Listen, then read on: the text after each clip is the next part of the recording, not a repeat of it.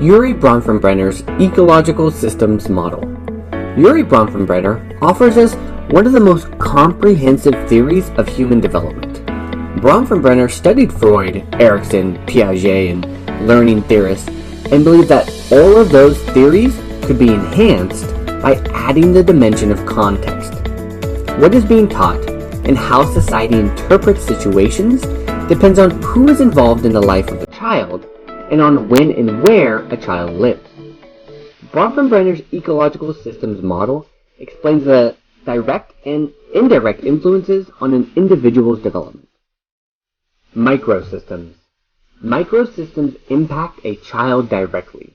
These are the people with whom the child interacts, such as parents, peers, and teachers. The relationship between individuals and those around them need to be considered. For example, to appreciate what is going on with a student in math, the relationship between the student and the teacher should be known. Mesosystems. Mesosystems are interactions between those surrounding the individual. The relationship between parents and schools, for example, will indirectly affect the child. Exosystem. Larger institutions such as mass media or the healthcare system are referred to as the exosystem. These have an impact on families and peers and schools who operate under policies and regulations found in these institutions.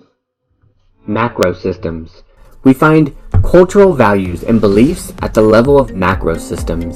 These larger ideals and expectations inform institutions that will ultimately impact the individual. Chrono System. All of this happens in a historical context, referred to as the Chrono System.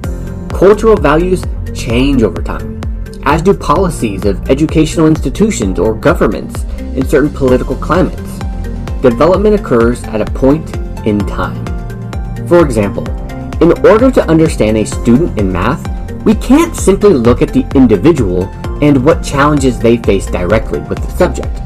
We have to look at the interactions that occur between the teacher and child. Perhaps the teacher needs to make modifications as well. The teacher may be responding to regulations made by the school, such as new expectations for students in math or constraints on time that interfere with the teacher's ability to instruct. These new demands may be a response to national efforts to promote math and science deemed important by political leaders in response to relations with other countries at a particular time in history. Bronfenbrenner's ecological systems model challenges us to go beyond the individual if we want to understand human development and promote improvements.